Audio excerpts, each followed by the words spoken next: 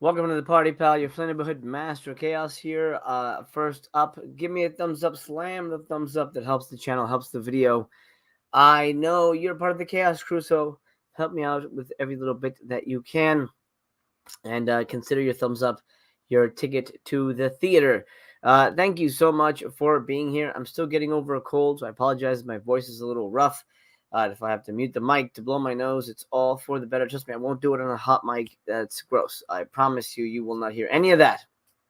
Today we're watching, I should say, The People Under the Stairs. Wes Craven's People Under the Stairs. And admittedly, here at the top of the show, I will say it's not my favorite Wes Craven movie, but it's got one of my favorite Wes Craven performances of all time. That's from my dear friend Sean Whalen, who plays Roach.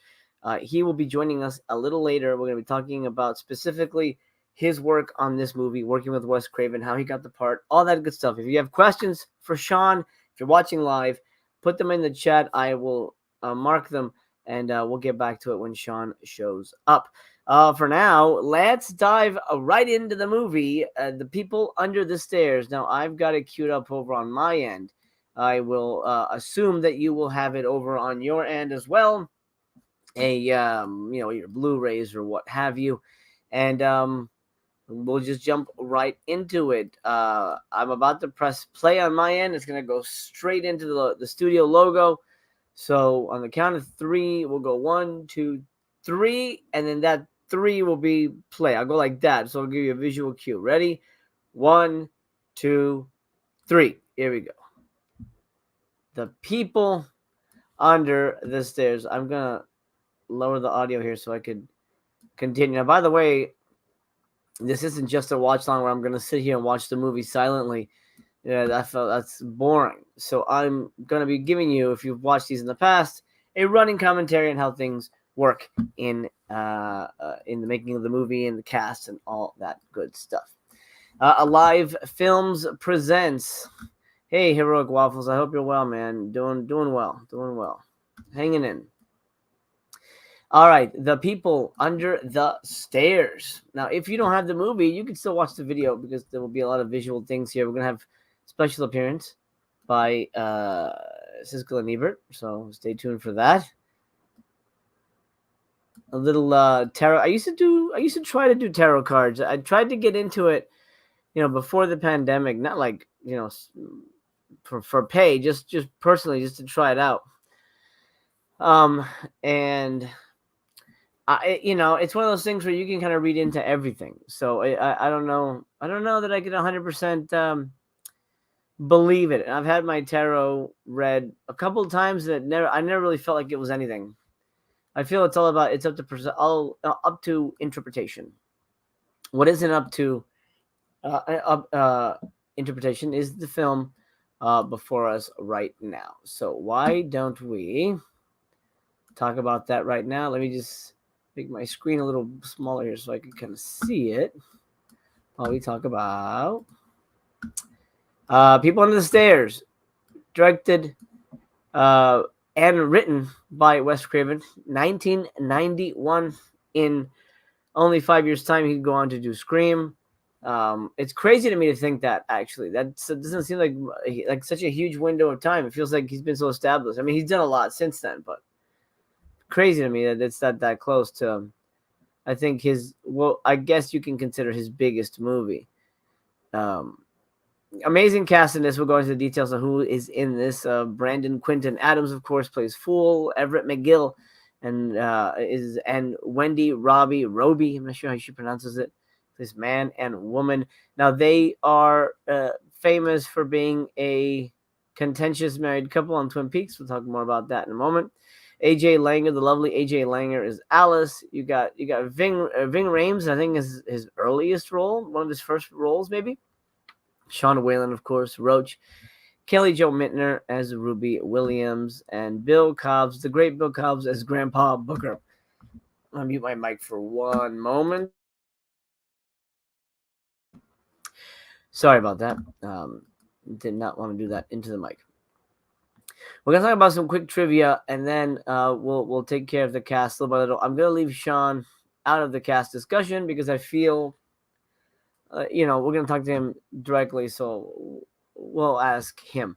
So, by the way, new people joining us, if you have questions for Sean, leave them in the comments. As soon as he pops in, I will have him answer those. So, drop them in and I'll mark them. Questions for Sean, send them in now because he's only going to be here for a little bit. He's a busy guy, so he's going to give us about 30 minutes to chat about the movie, especially because he's not in the movie that often. I think that's the main thing.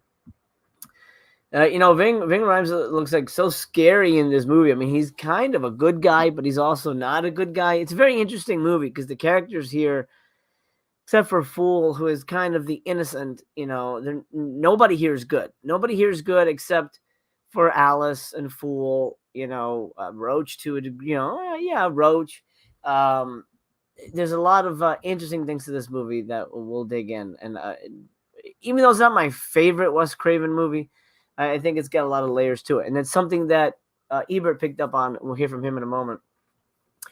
Okay, so trivia-wise, Wes Craven chose Wendy, Robbie, and Everett McGill to play the parts of Mommy and Daddy after seeing them play husband and wife on Twin Peaks. That's interesting. So he found something in them that worked for crazy shit he was trying to do. Wes Craven was inspired to write this film after reading real-life news stories about burglars breaking into a house.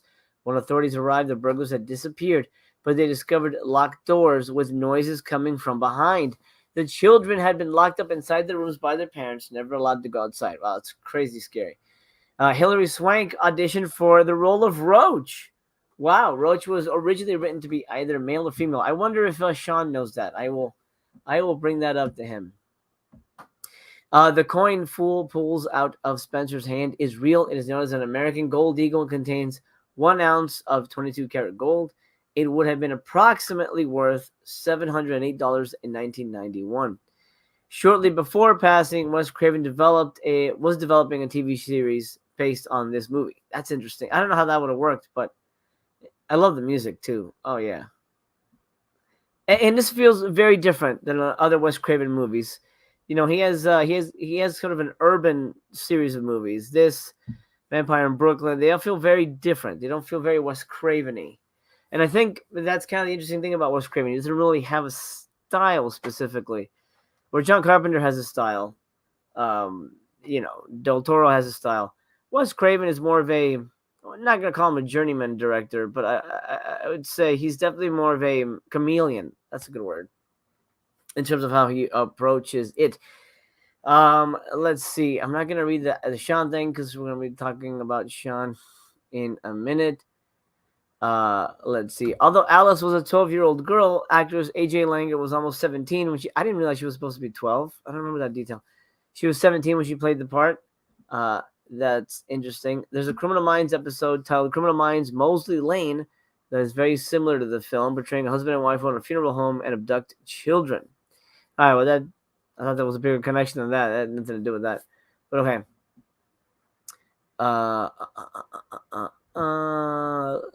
Let's see. People Under the Stairs is playing in Twister. Oh, that's interesting. I'm trying to find interesting stuff. Here we go. During the scene in which Wendy Robbie feeds Spencer's sliced hand to her Rottweiler dog Prince, a fake edible hand covered in red sauce was used. Of course. While the dog was chewing and eating up the hand, Robbie noticed a wire in the dog's mouth and then reached into the dog's mouth with her bare fingers and managed to pull out the wire, much to the crew's shock. Oh, there you go. She saved that dog's life. The film earned back its $6 million budget within a few days of theatrical release. This is Sean Whalen's film debut. We'll talk more about that when he shows up. Film debut for AJ Langer, as well as Wendy Robbie, even though she was on Twin Peaks. There was talk of doing a possible remake of this film at one point by Wes Craven, and currently the conversation is that the Nope director will, I'm blanking on the name now for some reason, I can't think of the name, he will be potentially producing a sequel or a remake. We don't know. That's sort of up in the air at the moment. But yes, I don't know that a sequel would do well, but I guess it's ripe for a remake. I think it's definitely ripe for a remake. It definitely speaks to a certain audience, And I'm sorry, this is going to bug me. Why can I not think of his name? Jordan fucking Peele. Jordan Peele. All right, moving on. Let's see. Question. Okay, Eternal has a question in the chat. All right, I'm gonna grab all these.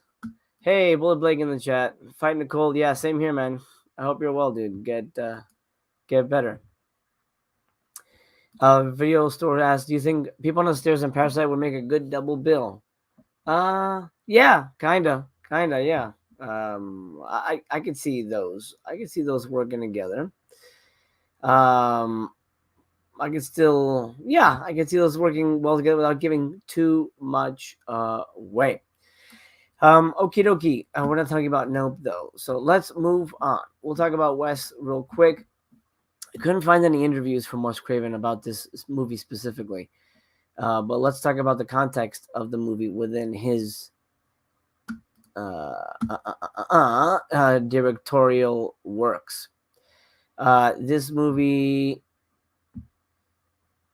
where is it? Okay, here we are. Okay, I was like, wait a minute, it's missing here. Let's see. His first movie, obviously, is Last House on the Left. This movie lies. It's weird. I thought Shocker came last or after People. So this is Night Visions. I'm not familiar with. This is right after Stripping on the Rainbow, Shocker, and Night Visions, and right before New Nightmare, Vampire in Brooklyn, and Scream. So there you go. Vampire in Brooklyn. Gosh, what a weird movie that is. All these watch-alongs have been very Wes Craven heavy. So, well, I promise we'll do more directors. Actually, the one we're doing next week is Nightmare 3 with a special guest. So I guess it's all still going to be within that world. Before I go into the cast, let's hear from some very, very famous people who have been known for their critical appraisal of movies. And I think it behooves us to check in with them real quick. I'm going to cut to that right now. This is the Siskel and Ebert review for The People Under the Stairs. Wes Craven, who has a great name for a director of horror films, is a filmmaker whose credits include Last House on the Left, The Hills Have Eyes, and Swamp Thing. Those are all horror movies, but there's something else, too. He always has some kind of a twist to make things more interesting. And his new movie is named The People Under the Stairs. And no matter whether you like it or not, you haven't seen anything quite like it before. The movie takes place inside a former funeral home where a young girl is held prisoner by two sadistic lunatics who call themselves mother and father, even though they're actually brother and sister. Alice has been bad. She's been feeding that thing between the walls again. No. A young boy played by Brandon Adams breaks into the house and prowls around, discovering that the basement is inhabited by a lot of weird prisoners.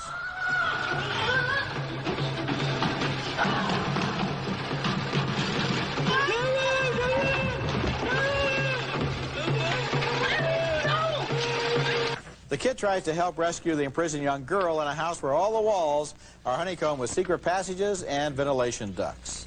Father's one sick mother, you know that? Actually, your mother's one sick mother, too. I'm tempted to say I like this movie because we learned so much about drywall construction in it, but never mind. That kid has so many tricks up his sleeve as he outsmarts those adults that they ought to call this movie Funeral Home Alone.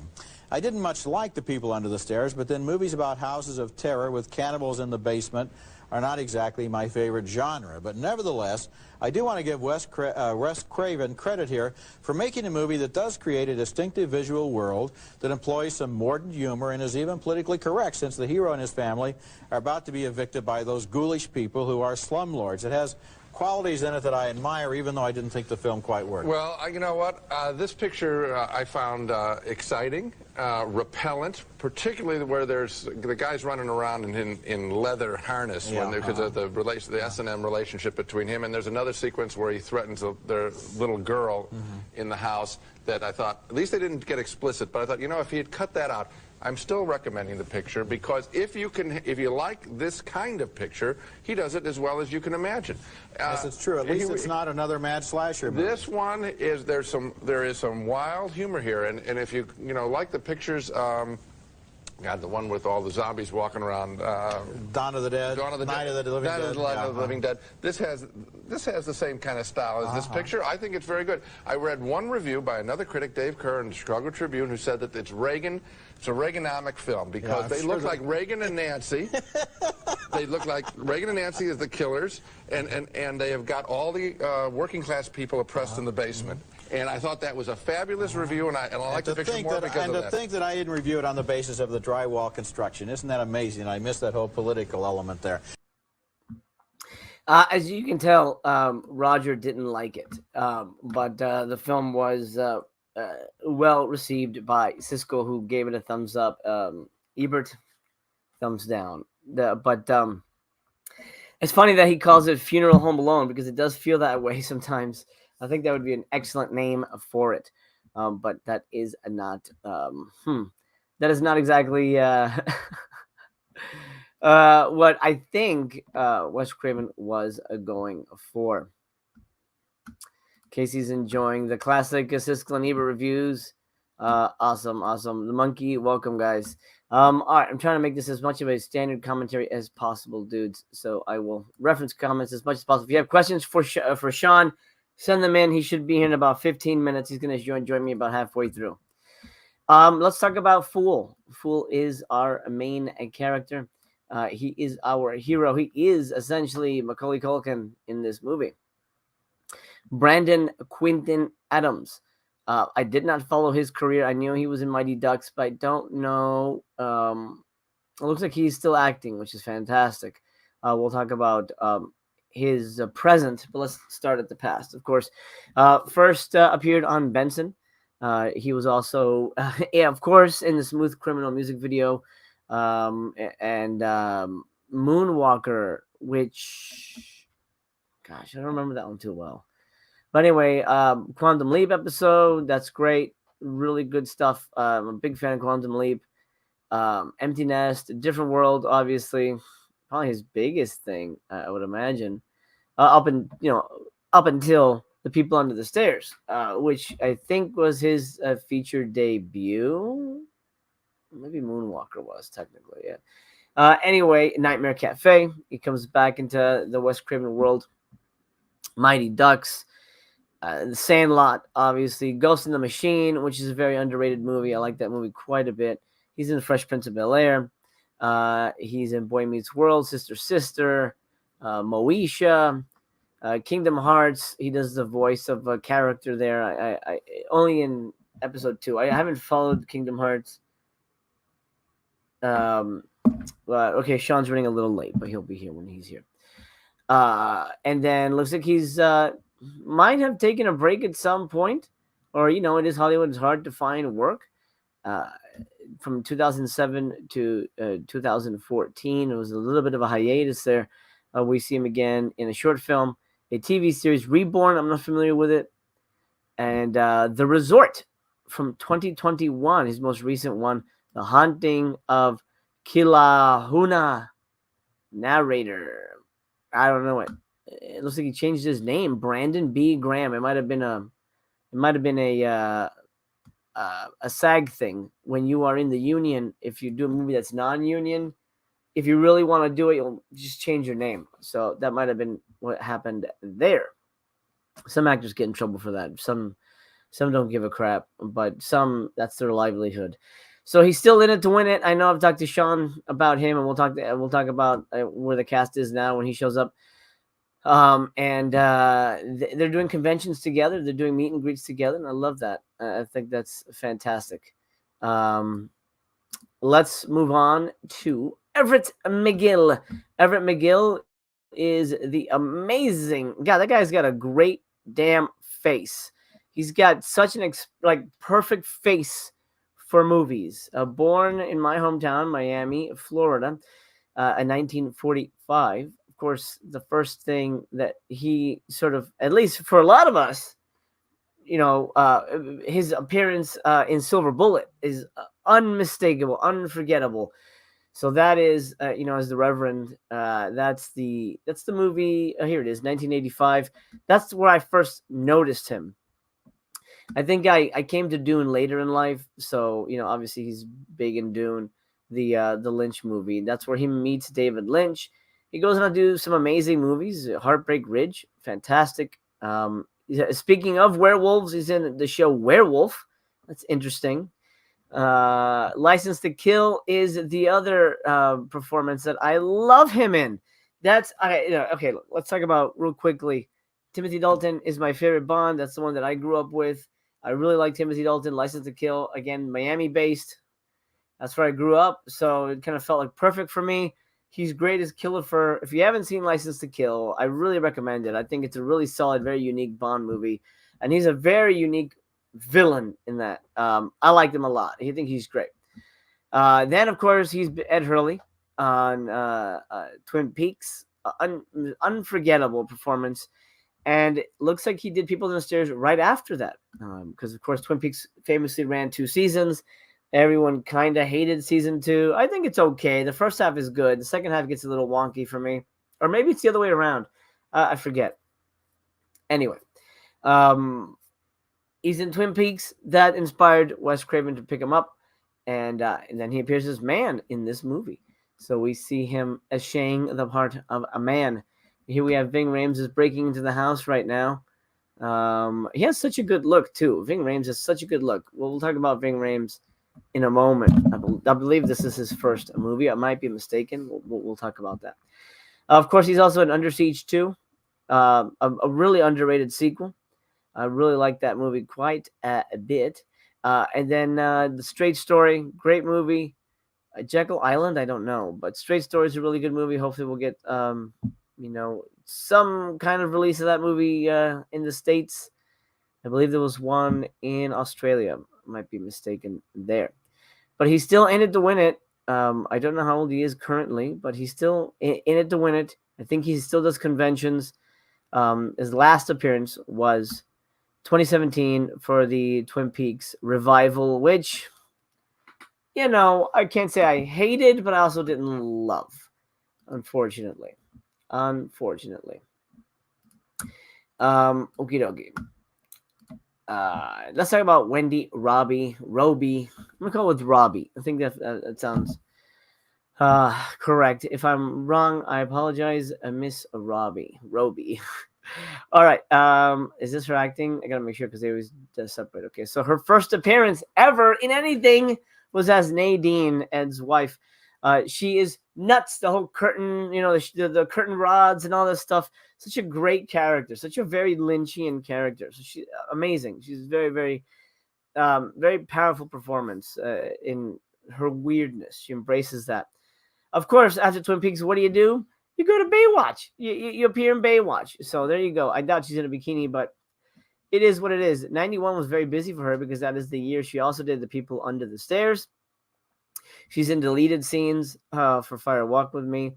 92. Again, another Quantum Leap alumni. That's great. I don't remember her in a Trilogy. Oh, is Trilogy the one? No, that's not the one with I'm thinking of the JFK one, but it might be something else. It's been a while, but I love that franchise. Anyway, so another Quantum Leap alum right there. Love that quite a bit. It looks like she's in an episode of Ultraman. Was there an American Ultraman? That's new to me. She looks like like a little Power Rangers kind of deal. Okay. She was in an episode of that for fans of that. Episode of Star Trek Deep Space Nine. She's in Vampire in Brooklyn, which is nice. Playing the zealot at the police station. I don't remember that movie too well because, again, it's my least favorite Wes Craven movie. Episode of Dark Skies. I love Dark Skies. It's a great show about real UFO facts too, not just there's fantastical elements. It's a TV show, but it also deals with actual events. I like that. Glimmer Man, great movie. Some would say Seagal's last good movie. She's in that episode of Party of Five. A little crossover there. A little Scream crossover. Magnificent Seven TV series, which I vaguely remember, did not leave much of an impression on me. Looks like another kind of hiatus situation. Appears again as Nadine, and most recently 2022 in a movie called Relative. Let's look at that real quick. Relative is is an hour and 97 minutes, directed and written by Michael Glover Smith. Looks like she is the lead of that one. That's pretty nice. Looks like she might be the mom of the family of kids. I don't know too well, but it's about various members of the Frank family come together for a college graduation party in Chicago, and they find their bonds being tested and strengthened in surprising ways. All right. Well, good for you, Wendy. I'm glad you're still in it to win it. Let's talk about the lovely AJ Langer.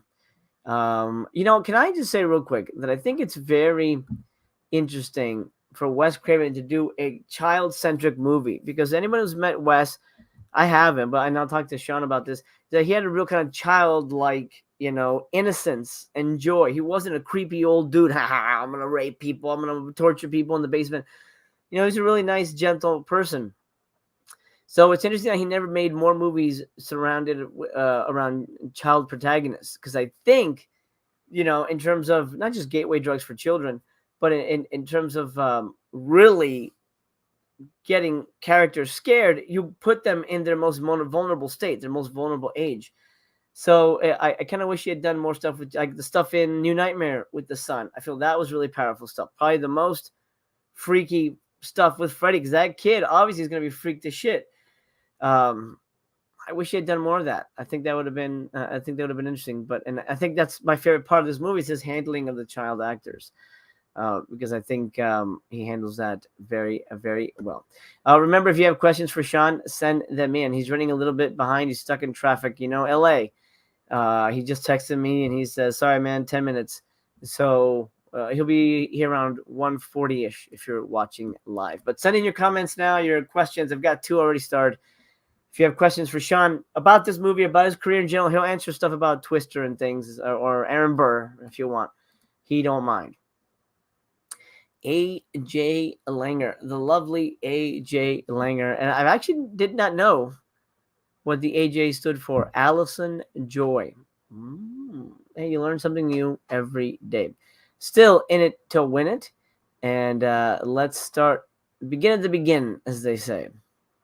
In 1987, she was in a TV series titled Black Sequence. I don't recognize that show. Dragnet. The Dragnet 1990s TV show. I don't remember too well either. But it wouldn't have been up my alley anyway. So I can't imagine I would have seen much of it.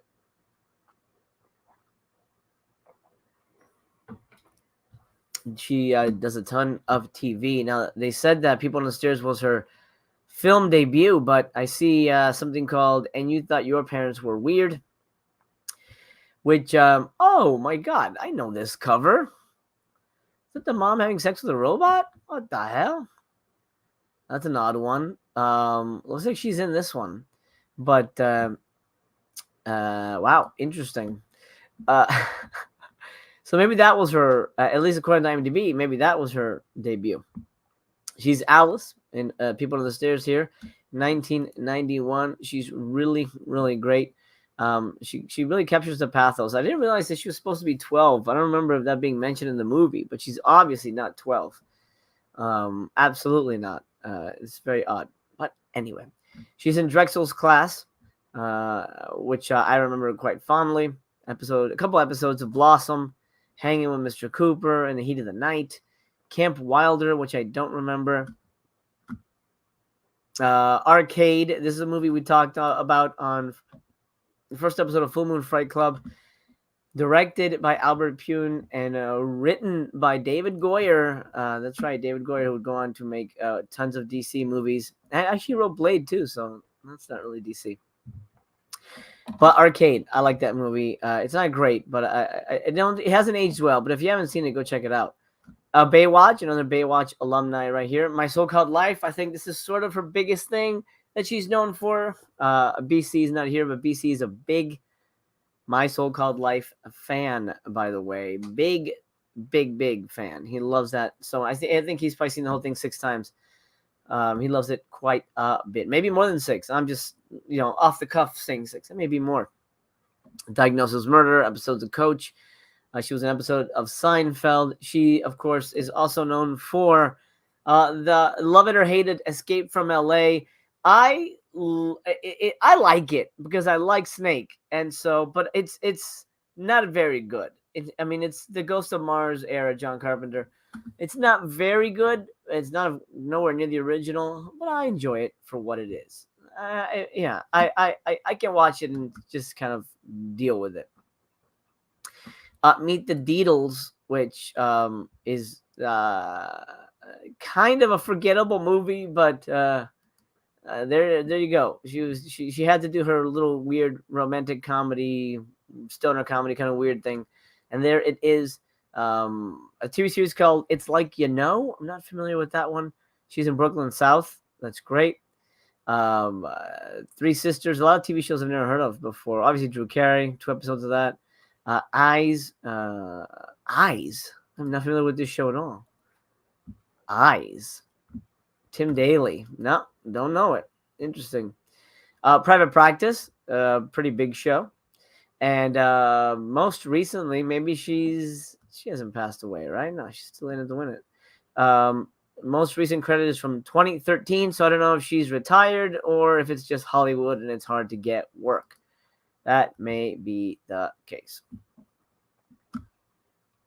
TC says, Mom loves that Extendo Robo Dong. Yeah. Weird. Weird that Jim says she's good in Escape from LA. I agree. Yeah, I thought she was pretty good. She plays the president's daughter. Instead of the president, Snake's got to get the daughter.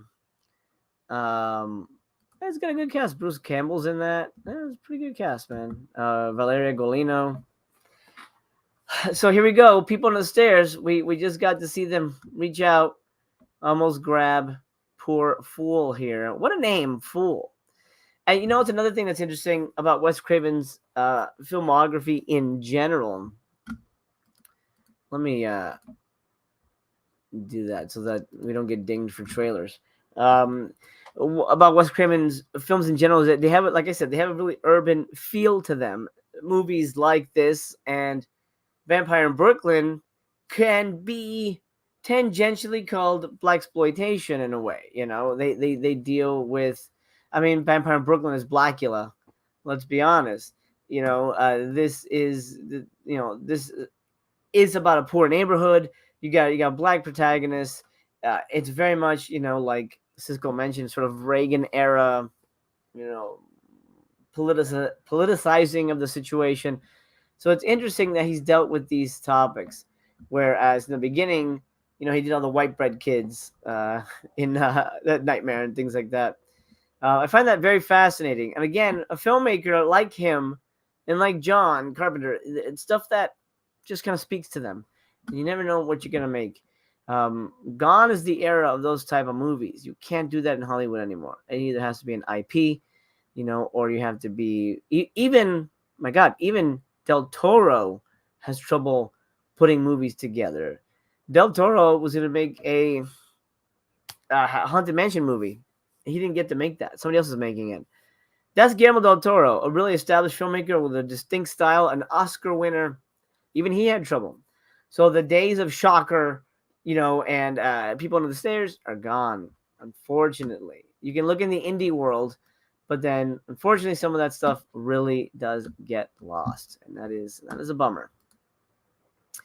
Okay, since Fool is chatting with Ving here, why don't we talk about Mr. Ving, which I believe is Rames. It might be Rhymes. I think it's Ving. But anyway, we'll call him Leroy because that's who he is in the movie. This is not his first thing. His first thing was in 1985, a movie called Go Tell It on the Mountain. I'm guessing it's a religious movie. I don't have any frame of reference for it. You got an appearance on American Playhouse. He's on Another World, which I believe was a soap opera. Yeah, it's a soap opera. Okay. He's in 9 episodes of that. I don't watch soap operas, so I don't keep up with all of them, but it sounded like a soap opera to me. A couple episodes of Miami Vice, which is really nice. Spencer for Hire. I like that show quite a bit. He's in Patty Hearst, which if you are a Vinegar Syndrome person, you know that movie. Pretty decent movie. I like it. I don't know that I need to own it, but it's a good little movie. Casualties of War, really solid movie. It's hard to watch. It's hard to watch because it's, Marty McFly in war. I don't know. It's hard to watch for me, but it's a super well done movie. It's in this show called Men, which I don't remember, from 1989. A group of guys is devastated by a friend's death, and they bond over life. Oh, boring. Yeah, not for me. Okay. Jacob's Ladder. Of course, he's in Jacob's Ladder. Flight of the Intruder, which I think would look pretty nice, pretty snaz. Cleaned up on Blu-ray. John Milius. So we'll see if we get that made from IMDb. MVD. MVD would be perfect for that. Movie I highly recommend from the same year as People Under the Stairs, Homicide. Great. Really, really excellent movie put out by David Mamet. Really recommend that movie. People Under the Stairs comes in at 1991. 91 was a busy year for him. He is Leroy, and boy, he wears his heritage right up on right up front, because he's got that hat, and his jacket has those colors carried over, and I like that. Again, I pay attention to costume designing and things like that. So the costume designer absolutely carried that pattern over on purpose. Maybe the jacket came like that, but excellent. Just a great look. Like, you just have to look at him and you know enough about him. And I think that's how you know your costume works. If you just kind of have to look at the character briefly, then you get the idea. Oh yeah, that's I know that guy. I can put together that person's backstory. It's tough, but it is a goal of the costume designer to capture that. Eternal asks if I have an IMDb. Absolutely, I do. Of course, I do. All right, Ving Rhames, we're gonna put you to the side for now. What happened here? All right, I was trying to get some quotes. Hold on one second. I was gonna click on Kelly Joe, but it sent me there for some reason. Oh, new Hellraiser. Well, we'll talk about that later. Now, of course, she does appear in the Cravenverse in the Nightmare franchise. We'll get to part 5 when we do the live commentary of that. It'll be a while, but we'll definitely get there. Yeah, I think this is probably Craven's most suspenseful movie. Sorry, I'm watching the movie right now. I think this is Craven's most suspenseful movie in terms of people just walking and being quiet and all that stuff. Oh shit! Oh, Ving Rhames is out. Sorry, Leroy. Oof, that's stunt. Flying downstairs hurts. It doesn't matter if you're a stuntman or not. That shit is real, and that's painful. We had an actress fall downstairs in one of my films, and she fell backwards, and I thought she had broken her neck, but she was okay, thank God. That was scary, scary, scary. All stunts are scary, man. All right, goodbye, Leroy. We miss you. We miss you. Kelly Joe, that's who we're talking about right now. Kelly Joe is the lady of the hour. She's also in one of my favorite movies, which we'll talk about in a minute. Anyway, Ruby Williams, before she started her career, before she got there, she started in 1983, Fame, the famous TV series, which I feel is ripe for rediscovery, remaking, rebooting, I guess. I think that's a very famous name. I think they absolutely could do something with that. Be Somebody or Be Somebody's Fool from 1984. Oh my God. Wow. This is an educational video where Mr. T attempts to instill good values to kids through rapping, breakdancing, among other things. Oh my God. I wish I could see this. Oh man. I wish I could see this. If this is on YouTube somewhere, I'm watching this. Amazing. Okay, so she's in that. She's teamed up with Mr. T. She's in an episode of TJ Hooker. She's in Mask, which is a great film. By the way, as a recording of this, Mask has a new Blu-ray from Umbrella over in Australia, and those are region free. So if you haven't seen that movie or you want to watch it, you can get it from them. TV movie. She's the Magical World of Disney. TV series called it's I don't know what Vicky is. She plays Vicky in something called The Deacon Street Deer. It's like a little anthology series, I think. Obviously, Summer School. She's really good in Summer School. I really like that film quite a bit. Of course, something that's new to 4K. She is Maria in The Lost Boys. Classic film. Really love that movie. I don't think I need to upgrade to 4K myself. The Principal. I like that movie quite a bit. Well, she's in a lot of bangers, man. A lot of great movies. The Principal is one that I think should be an MVD rewind type title. We'll continue this in a minute. Let me go to my buddy, my pal, my hombre, Mr. Sean Whalen. Hello, everybody. How are you? We're doing good, man. Thank you for joining us, brother. You're welcome. Anything for you, my man, as you know. Well, I know, and I'm honored by that. So everybody, if you have questions, send them in for Sean right now. We're just going to go through real briefly his career, starting with this movie. Sean, we're in the middle of the movie now. We just lost Leroy, but I'm curious.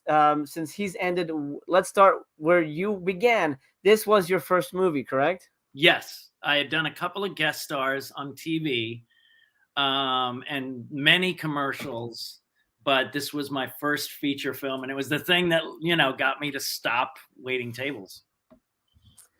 Wow. So I guess it is true that all actors kind of do have to do the waiter thing for a while. Well, you have to have a job that's flexible, because back in those days, now you can do anything you want, because you can turn in a self-tape any time of day. You could do it after a full-time job, anything. But then you had to keep your days free for auditions. So yeah, right. It was a perfect job for that.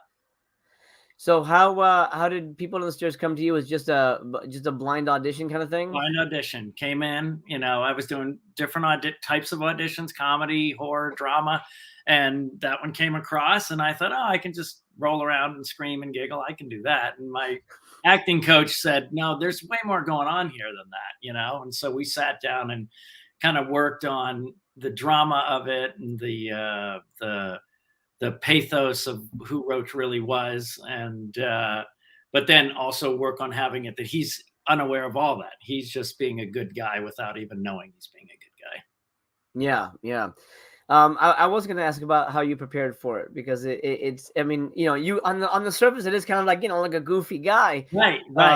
But knowing you, I know that you really care about the internal life of the character. Yes. Yeah. And I remember specifically Wes and I talking about, my death scene. And I said, I'd like to have some sadness underneath, because, he's still young. He doesn't want to die young. But he knows he has to do the right thing. So he let me prepare to have that sadness. And then I just played the scene like, you got to go help her, but I had that deep sadness underneath. And I remember preparing next to that stove where I died. And he would stand in front of me, and the makeup people and hair people go, is he okay? Is everything? And he goes, he's working. Sean's working. And I'm curled up in a ball, crying, and, and he let me get to that place and made the scene so much better. Yeah, absolutely. I like that. And you kind of need that, right? I mean, yes. I think we work well together, but you do need the director to be on your side and say, hey, have the time you need to get to where you need to get to. Yeah. I mean, and you've always understood that with me. And when I, if the camera's messed up, you want to fix that but I'm, on your latest film, I sat there and said, give me 1 second, and you would always respect it. So it makes the movie and the part better, it makes everything more rich. I mean, at the end of the day, you guys are the movie. The actors, yes. At the end of that's what goes on. They see you. They don't see anything behind the scenes. They don't see any issues with like, with catering is late. None of that stuff. It's yeah. That performance, Right. And you have to feel safe and comfortable to be able to, get vulnerable like that. Right. Now let's talk about working with Wes, because this is something that not many people got to do. So this is, Yeah. I can imagine this is a highlight for you. He was just the. I was just describing him yesterday to somebody who said, I said he's like, the uncle at the barbecue who's like at the flipping the burgers and going like, "Hey, who needs a cheeseburger?" and all that stuff like that. And then there's the quiet uncle in the corner with the book who, but is really nice to the kids and talking like, "How's school going for?" Wes was that guy. He wasn't the guy at the barbecue. He was the guy like, how you, and he basically said to us, like I just gave the example, he just wanted the acting to be as real as possible under this weird circumstance. How would we really react to something, even though it's, crazy bizarre, right? Right. So he was just calm and chill, and he's like the nicest, sweetest guy.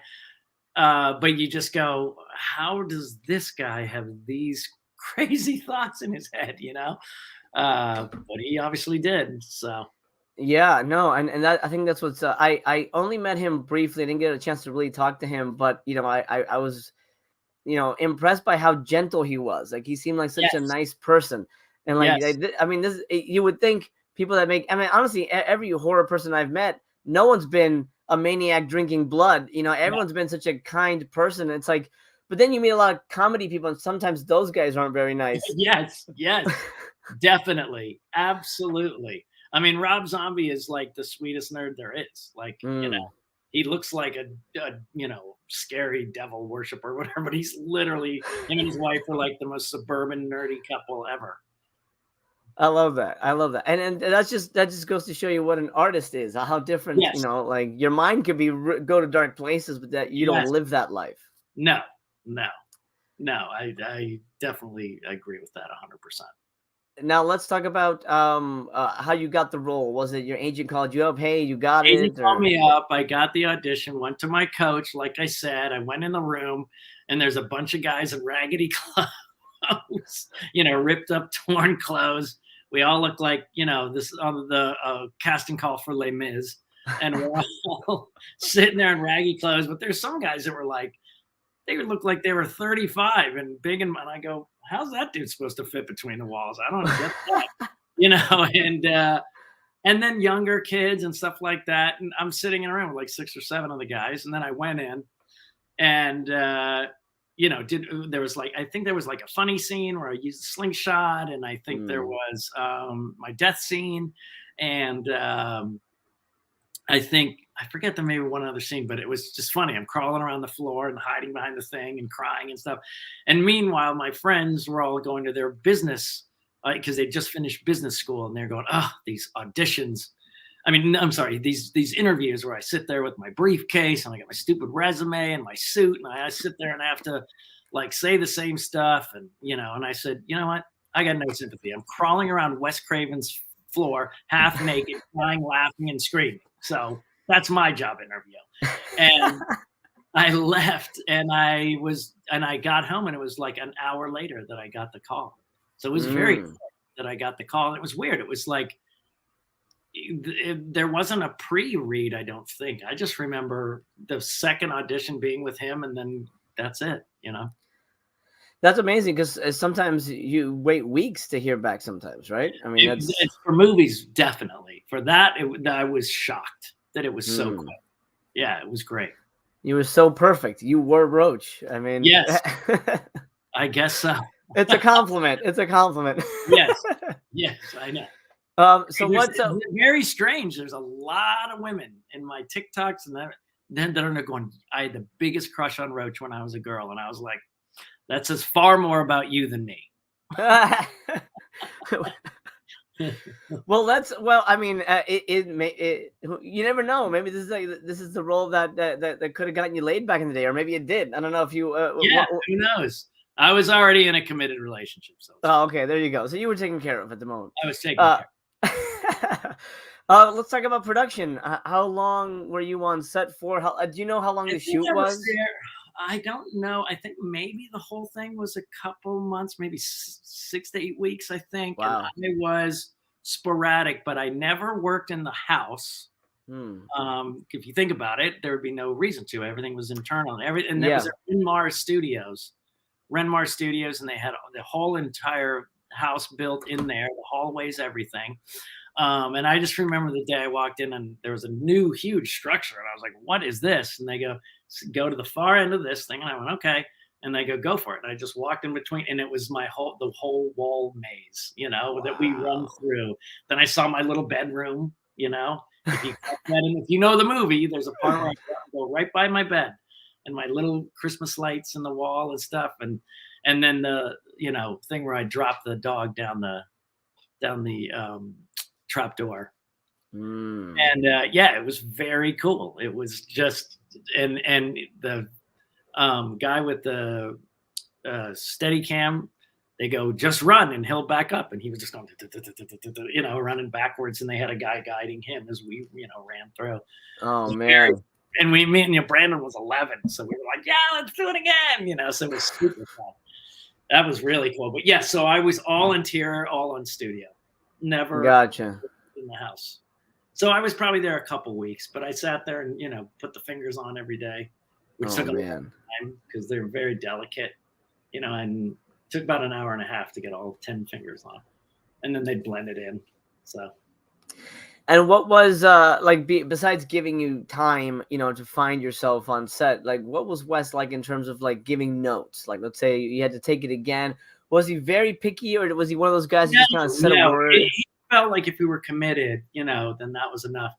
The best one was when I first started working. It was the scene when I was talking to God, what's the little girl's name? Now I forget. I know it's AJ is the actress. Alice. So I'm talking to Alice, and it's the scene in the room where I show my tongue and dive out through the walls and stuff, and Everett had to come in with the gun and go boom, and they had a squib in the wall that blew up and stuff. And they timed it, they practiced the timing, and then we did the scene, and I jumped through the grate and scurry away, and it goes boom into the walls. And we did the first time, and we rehearsed the timing of it, and it went off really quickly, and I went, that was awesome. We did it perfectly. And Wes goes, come here, Sean. I go, yeah. And he goes, come here. And I go, I want to see it. Look great, huh? And he showed me it, and you hear me go, oh, shoot. And he goes, you can't talk. You have no tongue. But I didn't know. I was shocked. And I went, oh, shit. And I just jumped in the wall. And so I said, can I have the fake prosthetic tongue thing? I put that back in my mouth, and I said, I want to keep this every day. So I just kept it in, and then I just talked normally, and it interfered. And so I wore it every day just so I could talk and respond how I would, but it blocked it, Wow. So it was very cool. It was excellent. It was my tool because it made it real that I had something messed up in my tongue, Absolutely. Well, business is always good. I always love when an actor has business because I think it feels real. Yeah, and it freed me up from worrying about, am I talking? Am I not talking? Does this sound? I just went, whoosh, and then I was set, Now you mentioned Everett. He's pretty intense in the movie. Was he as intense offset, or was he one of those guys that went to the trailer? No, he was a very kind of quiet. He's definitely kind of a quiet guy, but very nice, very professional. Did I remember him being like overtly sweet or kind, but he was more quiet when he went to his dressing room, and but he was always very nice to us. Very nice. Everybody was great. Everybody. That's amazing. And were you a fan of Twin Peaks at the time? Because it's famously there are a couple on that. I definitely watched some of it. I remember I don't think I got as far. They didn't have streaming services with it all there. If you missed it, you missed it. You know what I mean? Unless you bought the DVD, right? So I knew of it, and I knew of their characters, but I wasn't a huge fan of it. Right. Let me address a couple questions we got here in the chat. Eternal Melancholy asks, did you have doubts when you were trying to become an actor, and what made you stay dedicated to it? You know what? I think I had a naive ignorance that I think made me successful, because when I did it in high school, I always did well. When I put in the right effort, I did well. And always was very successful in high school and won like the award from the local theater company, gave a high school award and gave that to me. And I won like Desmeon of the Year, and I got a scholarship from the school for that.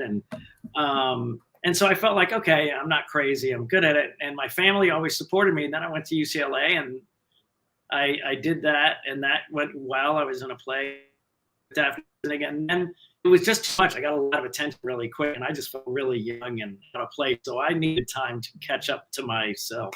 And so I took a few years off and studied sociology, made the best friends in the world that I'm literally seeing this weekend. We've been friends 40 years, and we go to Palm Springs every year.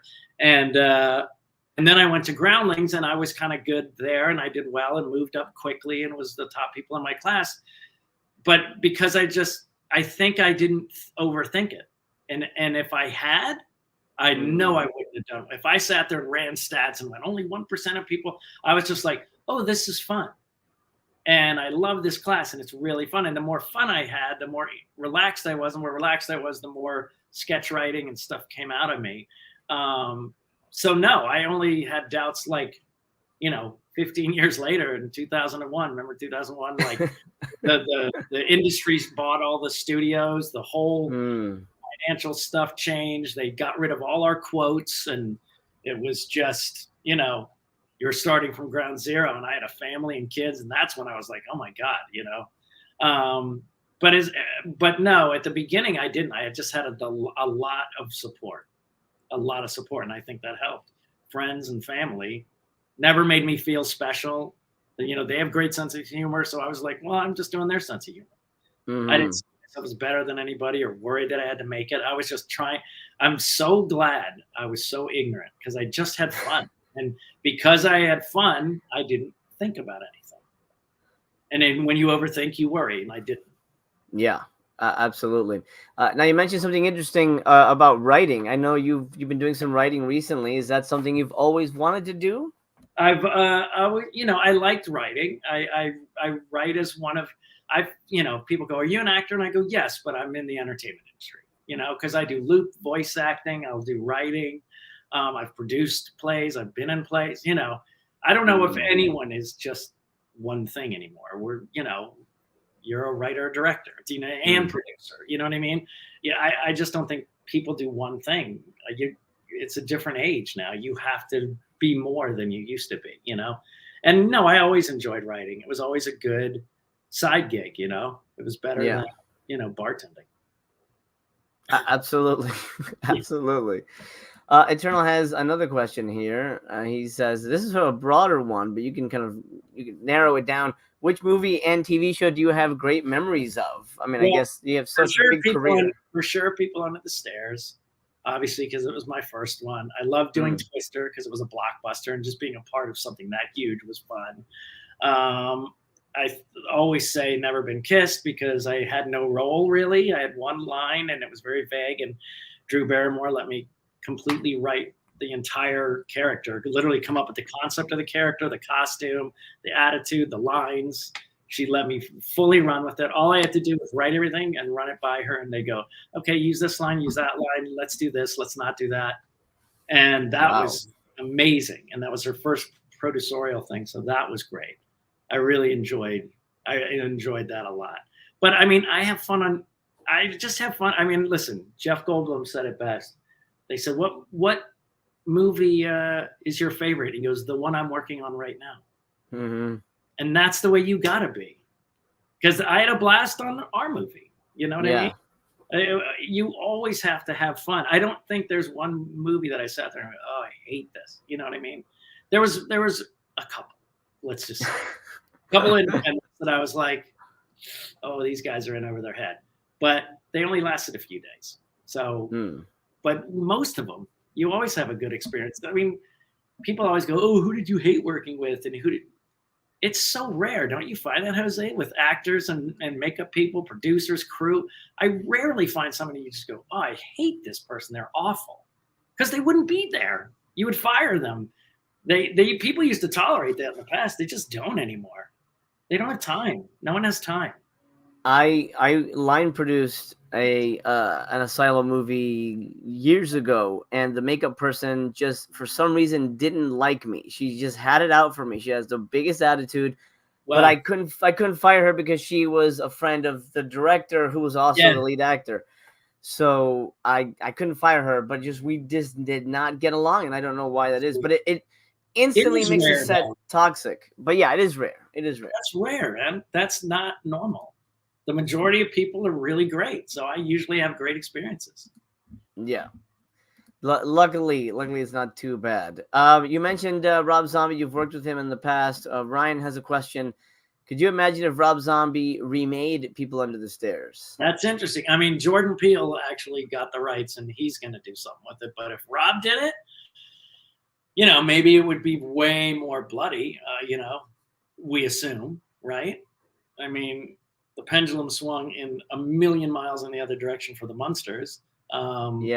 Which, is like, I think people are freaking out because it's like a sweet, silly family film that is completely innocent. And I don't think they expect that from Rob Zombie.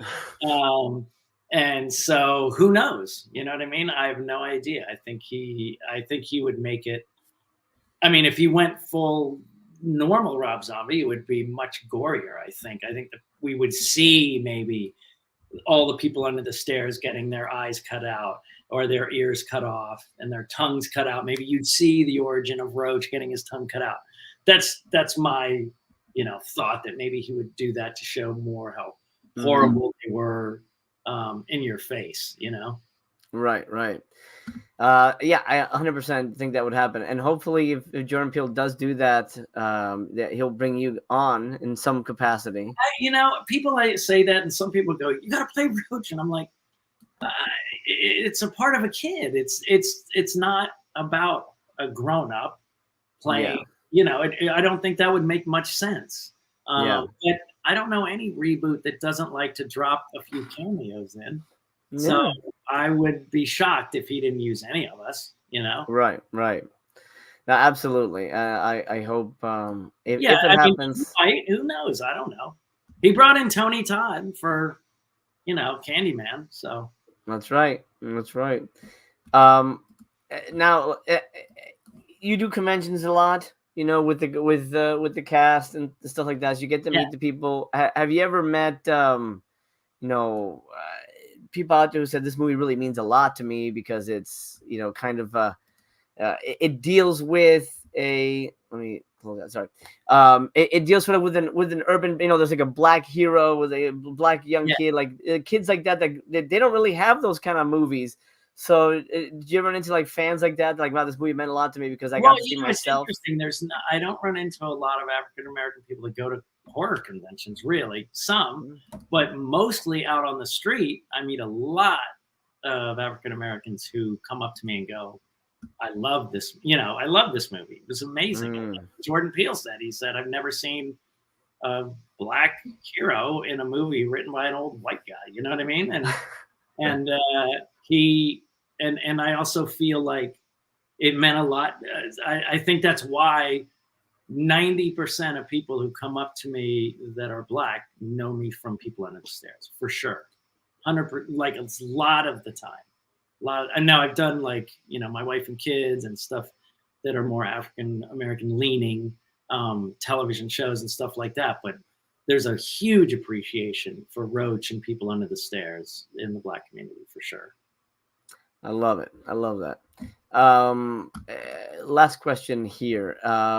Again from Eternal. Because of social sites and technology, is it easier to be discovered as an actor? That's kind of a interesting question. I don't know if I can answer that. I mean, you'd have to, yes, but timing is everything. Like, if you got on TikTok right before the pandemic, then you're in good shape, and I know people who got acting stuff, but you have to be a pretty good actor before you get on TikTok. You know what I mean? Like you do it for other reasons. But yeah, I know people that definitely got parts and stuff from, their accounts on TikTok or Instagram and stuff like that. But, if you're not good, it's not going to last. It's just an opportunity, and opportunity is, timing plus preparation. And if you're not prepared, it doesn't really matter. though you'll get your one shot and then you're not going to be good. But if you go in there and like kill it, like, you know, someone like Bo Burnham, who's, you know, he was an internet find, but he turned out to be an incredible talent, you know. But there's no shortcut for talent and the work to the work, the actual work. You can showcase it any way you want, but you have to be able to deliver. Absolutely, and it's also a great deal of luck. That's Yeah. the stuff that they don't teach you in film school or acting school. It's a great deal of like being at the right place, meet the right people, that kind of stuff. But I don't believe in random luck. I believe that you create more luck. The more open you are, the more professional you are. Then, you know, a guy called me and said, "Hey, you do Magnum PI?" He was the producer of the show, and I said, "How do you know me?" I just didn't remember the name, and he said, "You worked for me 20 years ago on jury duty." And I was like, wow, this is a drama show 20 years later. But I did good work then. And he remembered that I was good that way. So he just called and put me in it. So, but if I didn't do good work then I wouldn't have been lucky for the call to do Magnum PI, you know? So I guess that's kind of what I mean. I hear you. Now, I know we can't keep you too long. You're a busy guy. I got one more question here, which is kind of where I wanted to dovetail it. Sean wants to know, another Sean wants to know how it was catching up with the cast. Now, you do a lot of this sort of meeting the fans. We talked about the convention circuit. How's that been? I see them very often. I see Brandon and Jan, who played the Stairmaster, and Kelly at least once a year, if not a couple times a year. And like a couple years ago, we were together, 4 or 5 times in the year. Me, Jan, and Brandon are like brothers. We are goofy, silly. We're obnoxious. I just saw Jan last week at a premiere. We know each other great. And Kelly is really fun when she joins us. But me, Brandon, and Jan have traveled the world together and had a blast. So we're not really catching up after a long time. We are definitely in touch. That's great. Have you heard from AJ? Because no, she went to London. Oh, she's married to like some duke or something in London. Is she really? Yeah. Wow. Yeah. So you know, maybe the right time she would come and do something, but who knows? Well, great, man. You got a couple of people thanking you for stopping by. Thank you, guys. You guys are very nice.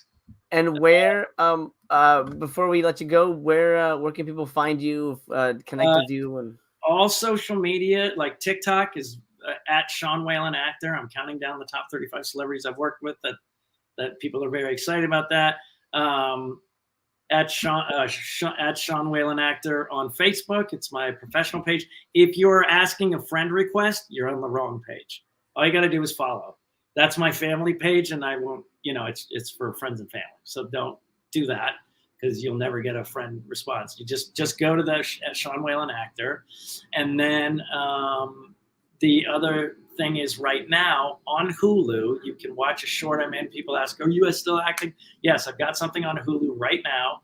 It's called Ride or Die. It's on the Bite Size Halloween. You just go to Hulu, put in Bite Size Halloween, go to season 3. And the last one on season 3 is called Ride or Die. And it's episode 21. It's the last one of season 3 on Bite Size Halloween. And it's a really fun show. Have you been able to see it yet? I have not, but I will be. I'm going to watch it as soon as this is over. 7 minutes. 7 minutes, Jose. I'm going to watch it. I'm going to watch it. I'm going to guilt you. You know I will. No, I want to watch it. I'll text you immediately. You just keep forgetting. You keep forgetting. It's fine. Everybody does. I do, unfortunately. You'll like it, and I think you'll like it. But you know, Jose knows that I try to make everything I'm in better and easier for the director, and better, you know, make the character they've allowed me to play richer and more full. So hopefully you'll enjoy the short. So I look forward to it. And anybody watching who's a filmmaker and is curious about working with Sean, absolutely, he's one of my favorites. I've worked together twice. And he will continue to be. He's going to be my Johnny Depp. So yes. I'm going to try and put him in everything I can, even if he's like, nah, I don't want to be in this. Like, come on, please, just for a day. Just walk by. Just so we can just know that you're there, and it makes it a little more special. But Sean, thank you so much, my friend. Thank you, guys. Appreciate you all, and enjoy the movie. Yes, thank you, buddy. And there was Sean Whalen. Amazing. We're still watching people under the stairs here. We've got actually Kelly Jo on the screen at the moment, so let's continue talking about Kelly Jo. Who did move to London. Isn't that interesting? AJ's in London. She married a Duke. Look at that. The Duke of New York? No, not the Duke of New York. Duke of London or something. Planet, yeah, he's genuine. Such a nice guy. Very, very nice guy. Absolutely. Just a beautiful soul. I'm very honored to know him and to have worked with him. Okie dokie. So we have, we didn't get the popcorn yet. I'm going to save that one because it's, well, I mentioned it already. But anyway, she crosses the Wes Craven verse in A Nightmare on Elm Street 5, The Dream Child, which, you know, say what you will, has some good practical effects, but the whole baby thing is weird. I agree. House Party, of course, the classic movie, which this is, I mean, this feels like a box set in the works, right? Come on, a House Party. I could see, I could absolutely see Wes Craven doing that. Not Wes Craven. Sorry, I'm looking at the movie. I got distracted. I can absolutely see Vinegar Syndrome doing that, or MVD or something. Not MVD. Arrow doing a House Party box set. Absolutely coming soon. She's in New Jack City, kind of a small part there. And then one of my favorite performances of hers is the movie Popcorn. I love this movie. Oh my God. If you haven't seen Popcorn, do yourself a favor. Go do it. Uncredited direction by Alan Ormsby. That I didn't know.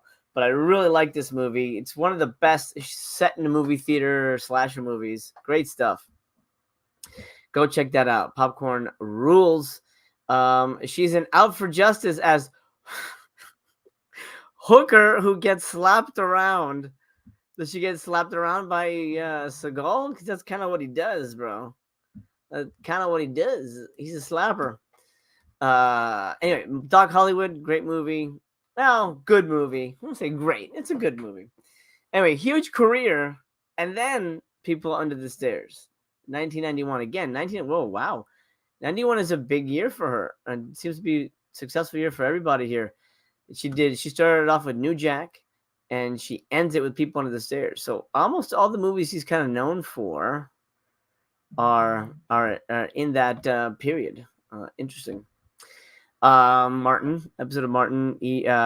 Jesus Christ. She needs a new agent. She was in an episode of ER as Crack Mom. All right, in 1990, Crack Mom, Jesus. All right, they couldn't even give the character a name. Jesus, even the asylum makes me name everybody. Okay, she's in Rich Man's Wife as Cursing Hooker.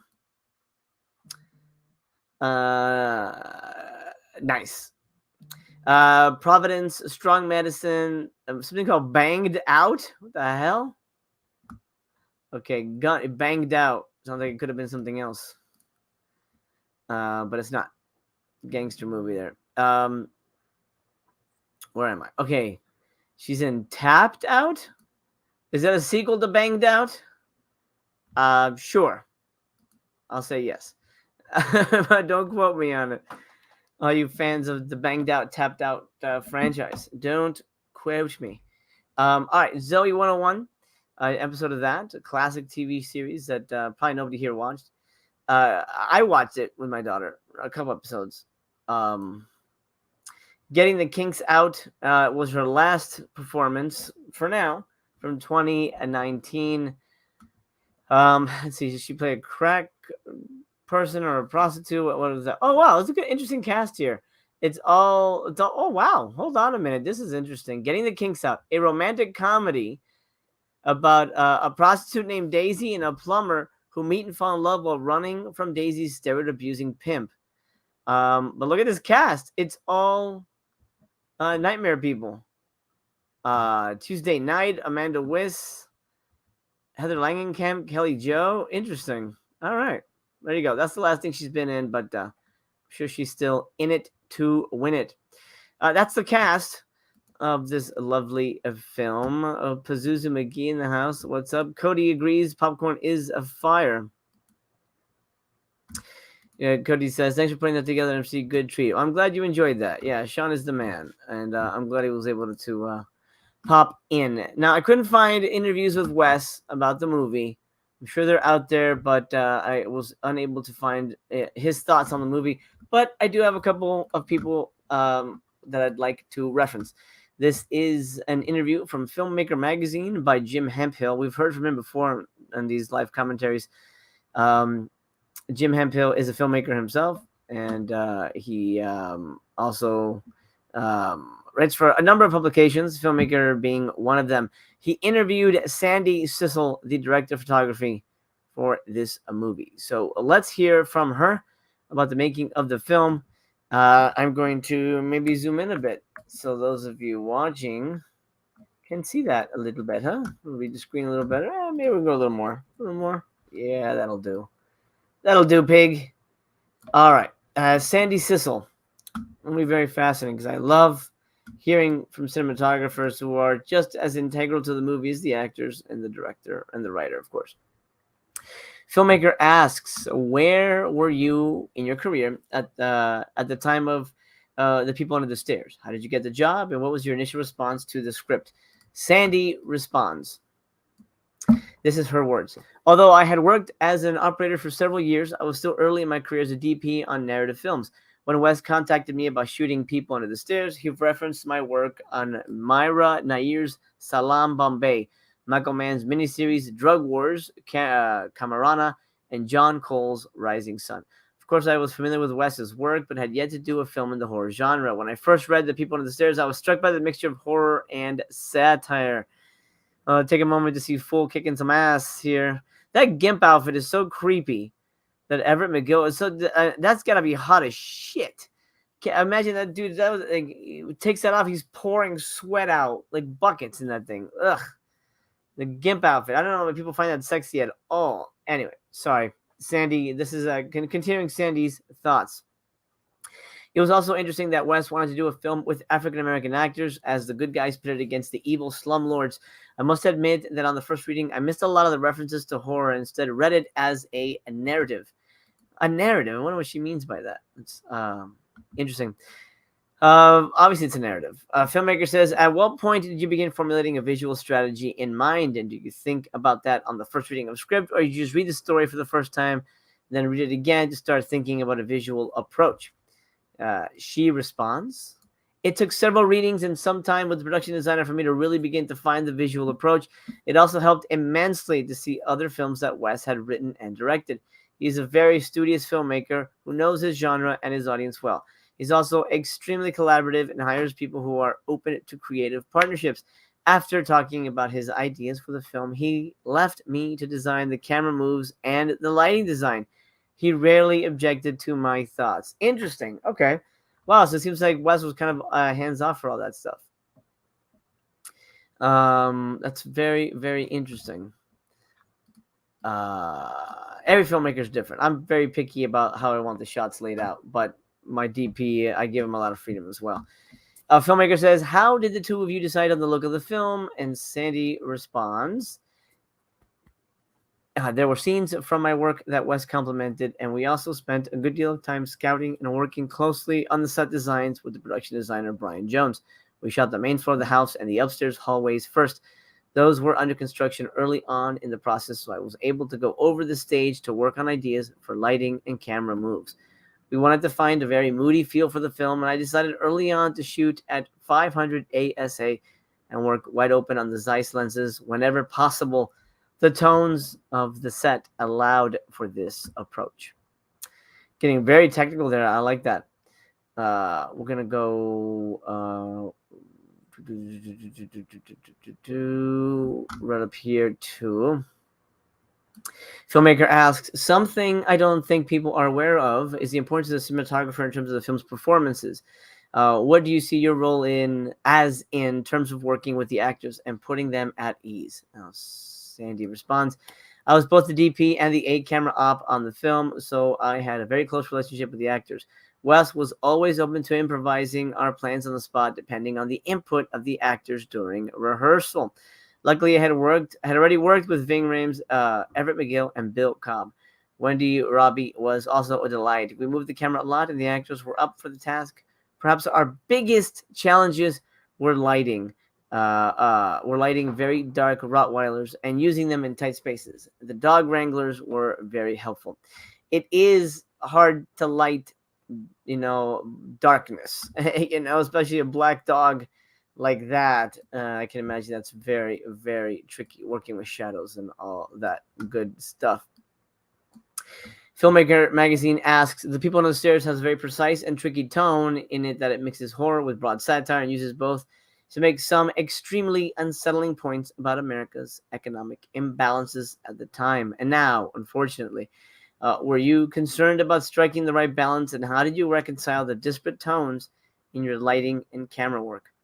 And she responds, Wes and I did not go out of our way to address those issues visually. We knew that we were dealing with a spooky environment and that included child molestation as well as economic disparities. Wes even includes video images of the shock and awe from the first Gulf War. It may sound a bit odd to say, but in many ways, we shot many of those scenes very realistically. It was not until we shot in the basement and the walls that the horror took over. That's interesting. That's an interesting approach to it. Filmmaker asks, how did you and the production designer work together on the main house set where the movie takes place? And Sandy Sissel responds, Brian Jones did an incredible job designing the main house and the basement sets. My gaffer, Bruce McCleary, my key grip, Joe Celeste, and I worked very closely with Brian. Whenever there were lighting or camera move issues, he reworked the sets for us. Certainly the basement, the walls in between stairs, and the crawl spaces were the result of a group endeavor. We wanted to be able to do long runs with the camera whenever possible, and that meant hiding lights. Often we asked for spaces to be created to add lights, to shine through slits in the walls. We also liked the low ceilings, but needed room for my camera operator, George Butler, to be able to run with a doggy cam that he designed, or the Steadicam operator, Dan Neese, to be able to fit through. These were all jigsaw puzzles. The use of various kinds of smoke and debris added to the illusion. That's something that isn't really talked about, how tricky it is to shoot something like this, especially like Sean was mentioning, being between the walls and dealing with all that stuff. That's some tricky stuff, man. Cameras aren't small. Now they're small, but they're still not as small as they used to be. Hey, in the chat, Ethan Daniel Corbett. This is my villain. He plays the villain in my new movie, The Headless Horseman. How you doing, buddy? Good to have you here, dude. Thanks for stopping in. We'll have you on when we talk Headless Horseman, I promise. Anyway, so that is something to keep in mind when you're seeing this film made. Cameras are big, and this is a film camera. So not only do you have the camera body, but you've got the big old Mickey Mouse blimp of film. And all that stuff is, I love that. I love a fool jumping on her. Oh, what a great scene. Some really great suspense in this movie. Yeah, man. Pick her nose, dude. I love it. Everybody's so good in this. It's not my favorite Wes Craven, but everybody's so good in this. Okie dokie. The fact that this was shot, at a time when cameras were massive and they needed to be reloaded and things, that's another very interesting approach. Something to keep in mind too when you're watching this movie. Technically very difficult to put together. The rest of it is kind of a technical breakdown on the cameras they use and things like that. So I think I'll spare you all those details. But if you're interested, I'll put the link in the description for this one if you want to read all those details. Next, let's hear from Jan Birch, the Stairmaster himself. He wrote an article for The Wrap in fairly recently, 2021, speaking about the film. So why don't we do that? I'm going to turn all this off here, so I'm gonna get those ads. And I'm gonna zoom into this right, meow. And let's see. Okay, so the following is from Jan Birch, the Stairmaster himself. We may run out of movie here, but I'll read as much as I can. I hope you guys are enjoying this live commentary. Where's that little bastard? Tell me. Little bastard. I melted some plastic in here, so I'm smelling burning plastic. I apologize. That doesn't bother you, but it's kind of throwing me off a little bit. AJ, go enjoy your account. Or your Duke, whoever it was. All right, Jan Birch says the following. Again, it's an article from The Wrap. For all of its wonderful jump scares and nail-biting sequences, the scariest thing about Wes Craven's People on the Stairs, which I starred in as the Stairmaster 30 years ago, may be that this kind of horror film, a progressive and diverse movie that starred a young African-American kid as the hero and heart of the story, is still the exception rather than the rule in Hollywood in 2021. To say that Wes Craven was ahead of his time when he made the Universal Studios cult horror classic in 1991 would be a huge understatement. Wes was an innovative, forward-thinking director who was on the right side of social issues and social justice. He held up a much-needed light to important social issues and made a political statement to the art of horror without seeming too overt. He brilliantly cast a diverse and talented ensemble and tackled issues that were ripped from the headlines. Wes wrote The People Under the Stairs based on a true story about rich, racist slumlords taking advantage of an African-American family. As far as I know, the film may have marked the first time ever in the horror genre that a young African-American kid played wonderfully by Brandon Adams. Look at a badass shotgun action there. Get him! Get him, fool! Oh, man. Badass. That's my favorite part. The stairs. It's very Jake Speed. Sorry. Played wonderfully by Brandon Adams, was the true hero protagonist of a horror film. It certainly was, in my opinion, a really interesting choice. And I think that's what really makes the movie stand up. The underlying theme of People Under the Stairs, say no evil, hear no evil, see no evil, was enforced on the kidnapped children in the film. It was also a cultural axiom, specifically applied to people that want to preserve the evil of society by pretending it doesn't exist. It's a highly unusual message for a horror film. The first time I met Wes, I knew that he was someone special. He had this warm energy about him that made you feel very calm and relaxed in his presence, with a hint of something intense brewing under the surface. He also had the biggest heart, much like the dark stories and characters he wrote. It was a pleasure to sit in makeup for 6 hours. Wow. That's a lot. 6 hours each day, never knowing what the day would bring on set. I have to say it was truly one of the best experiences of my life. Wes and I developed a strong director-actor relationship. That comfort and his trust in me allowed him to keep adding pages almost daily to expand the Stairmaster character further than originally written. It was utterly amazing how developed the character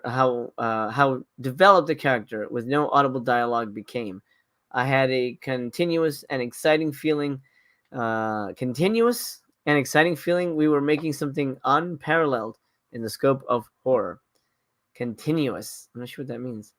Wes also had compassion for his actors. We were filming the last scene of the movie when Brandon's character Fool tries to tell me how to escape from the house.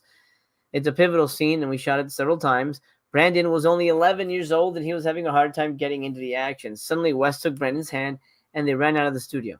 We all stood there wondering what just happened. It turns out they ran around the studio block, which was a big lot. They ran back in, winded out of breath, and Wes raced Brandon to his mark. Brandon came into frame, and Wes yelled, "Action!" That's the take you see in the movie. That's awesome. I love that. The main couple in the film, played by Everett McGill and Wendy Robbie, are in many ways comical and absurd, but Wes was more focused on the reality of Brandon's Fool. His family, their neighborhood, the reality of life. Even back then, 30 years ago, I knew that the film we were making was one of importance. It had a political and cultural statement. And it's not overt either. There you go. That's the cast nowadays. There is Jan, of course, next to Sean, and there is Brandon right there. The grown-up fool. I love that the entire neighborhood shows up. Yeah, get her. Nice, Alice. Get that bitch. Hello, my name is Alice. I love it. Love it. That's so great. What a good ending.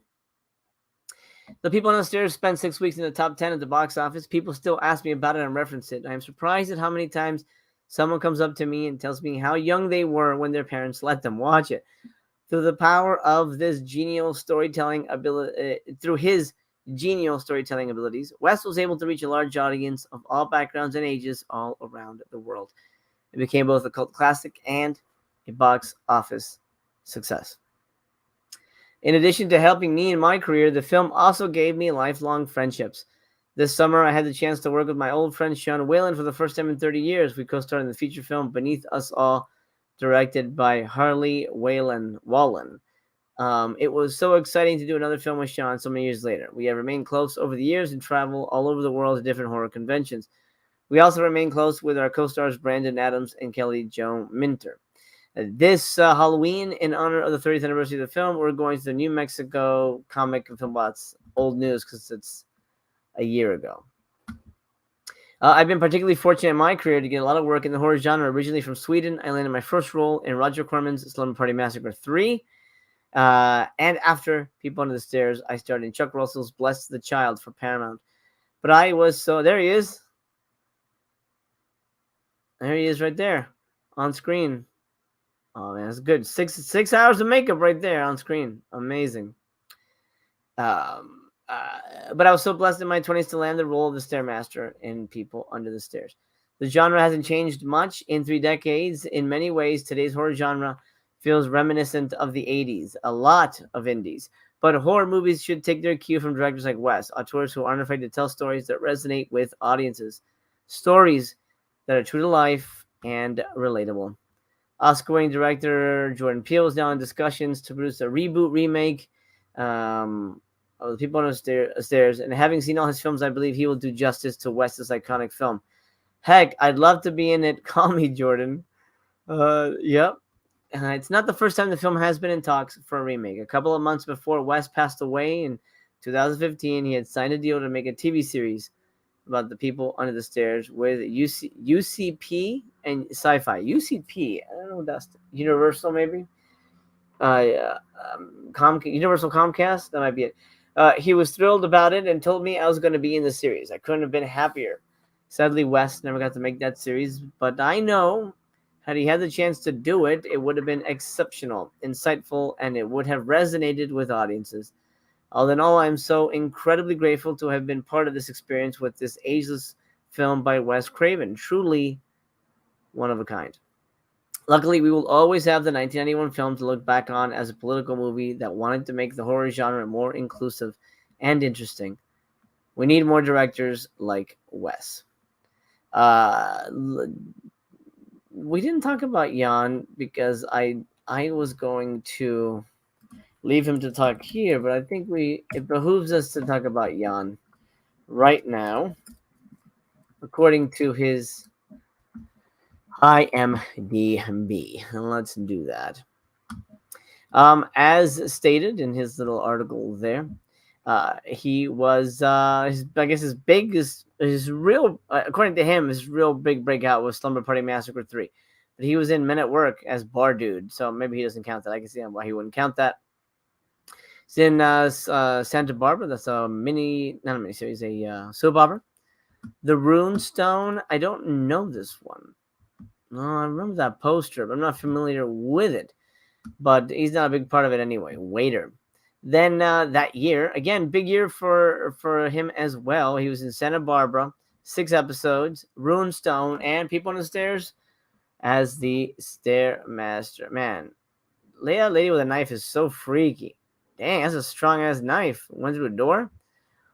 Okay, Young and the Restless. He was in an episode of that. Another soap opera. Strange Days, which it's a strange movie. I have to rewatch it. I don't even remember what it's about. Hey, guess what? It's the people under the stairs. They're attacking. People under the stairs and the Stairmaster, of course, led by the Stairmaster. But I love it. Okay, Stairmaster, go kick some ass. He's not gonna get back in there. You get back in there, bitch. Well, if you've never been in there, so put her in there. Put her in there.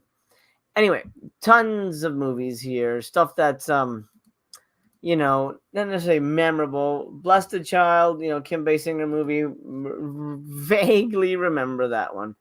Friggin' zombie attack. I love it. Not zombies. They're not zombies. They're just like emaciated kids, right? Like emaciated, kidnapped kids. That's really depressing if you think about it too much. Episode of Charmed. Something called Ghost Rock, which is either about a ghost rock or a ghost rock and roll movie. It's a Western.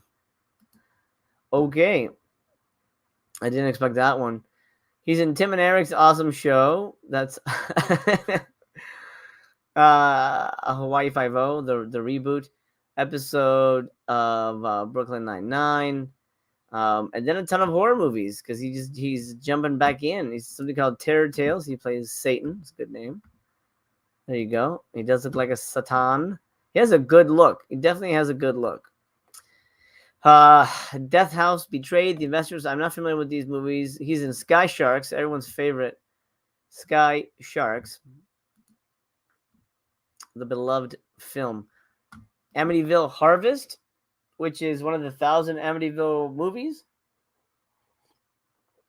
That's a great shot when they all the people on the stairs come out. They kind of pour out like rats. Love it. Great set design too. Great costume design. Man, these guys are hard to kill. Okay, Amityville Harvest. I haven't seen it, so I can't say if it's good or bad, to be honest.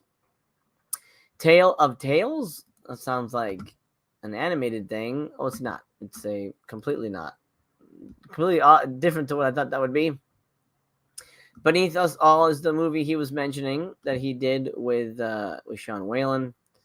And my buddy. Oh, look at this. Maria Olsen's in it. Maria's my dude. I've worked with Maria twice. I love her very much. She's so good. All right. Let's see. Waking Nightmare. That's in post-production. Mr. Blue Shirt, The Inspiration.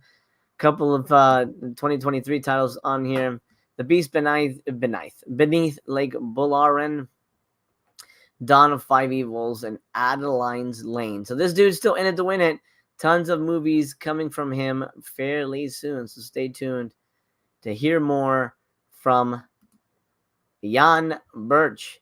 As we wrap the movie up here, in the comments, if you're watching live, let me know what your favorite Wes Craven movie is. And slam the thumbs up. Make sure you do that, please. So we can show Sean that you guys appreciated his time. Let's talk about the goofs, because this is always fun. Oh, we'll talk about box office gross real quick. A budget of $6 million, grossed $24 million. Worldwide, $31 million. Opening weekend was pretty much production budget. That's pretty good. Opened November 3rd, 1991. So we're coming up on an anniversary of it. I love it. Where'd the goofs go? I just saw that. Okay, right here. Goofs. When they discover the dog is dead, the woman says, "Oh my God, Prince," but her mouth doesn't move. Oh, that's interesting. I didn't catch that. I like that. Oh, hell yeah. Mess him up, fool. He's tired of fucking around. I love that. Yeah, Funeral Home Alone, right? It's Funeral Home Alone. That's absolutely what it is. Funeral Home Alone. Fucking love it. As Fool is attacked by Prince, he says, "Alice, just go," but his mouth doesn't move. This is ADR stuff that happens. Here's the great ending of the movie. It's rain and money. Hallelujah. It's rain and money. Okay, I'll skip the ADR stuff. Let's see. Continuity. When Daddy gets tricked by the coins pushed into the candlestick, it shows the same coin falling from the same candlestick twice. When Fool falls down the basement stairs, at the top of the stairs, he has on one shirt. When he gets to the middle of the stairs, he has on another shirt. And when he finally lands at the bottom, he has on the first shirt again. Really? Oh, wow. That is interesting. We're wrapping up the movie here, so I won't go through all of these, but you can find these on IMDb. This is pretty fun. When Daddy tells Prince to shut up, the amount of blood on his chin changes. Well, that happens. When Alice is thrown by Mommy onto her bed, the back of her dress is open. However, the next shot shows the back of her dress done up.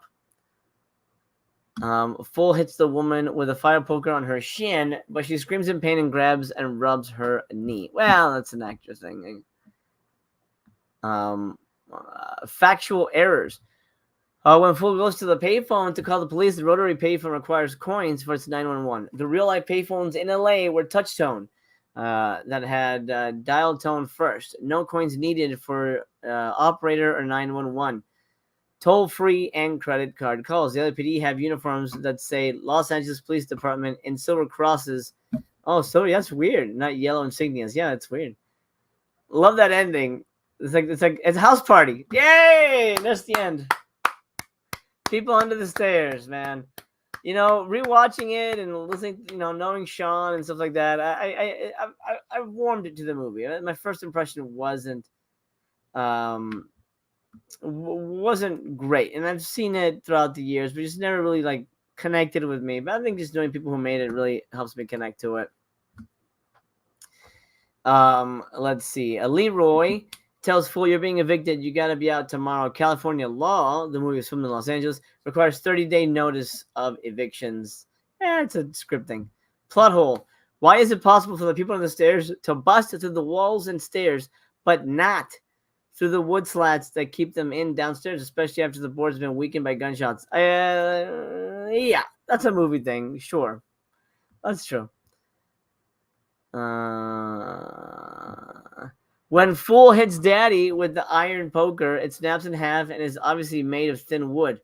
Fool stops briefly and looks offset in surprise before continuing with the scene. Obvious stunt double when Leroy is being attacked by Prince for the second time.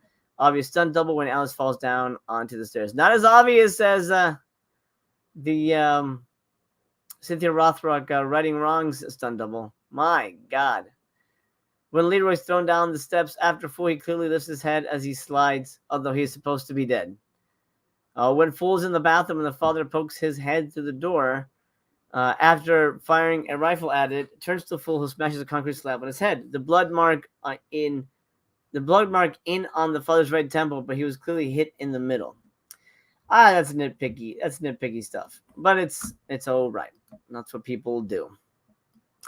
That has been the People Under the Stairs watch along and live commentary. I'm curious how many of you actually watched the movie with me, because that's what this is for. But if you're just watching just to listen, I appreciate it. That's why I kept the commentary going, so it wasn't just me sitting here staring at a screen. You know, that's boring.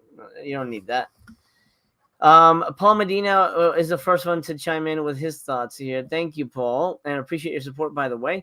Some of my favorites from Wes Craven is Red Eye, The Serpent and the Rainbow, Nightmare on Elm Street, and Scream. Red Eye, interesting. That's another one I had to revisit. I was kind of not really into that one. You know, he made that one right after Scream, and it was one of those like, oh, Wes Craven's a hot director, give him something to do, and he does Red Eye, and I'm like, Red Eye doesn't feel good. You know, it doesn't feel right. It feels off-brand for him, kind of like Vampire in Brooklyn. But again, if you see it as part of a series of films with this one, shocker to a degree.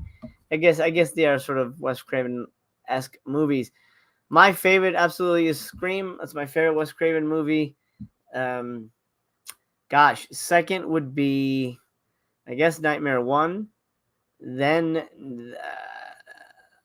I really like New Nightmare, which I didn't like at first, but it grew on me.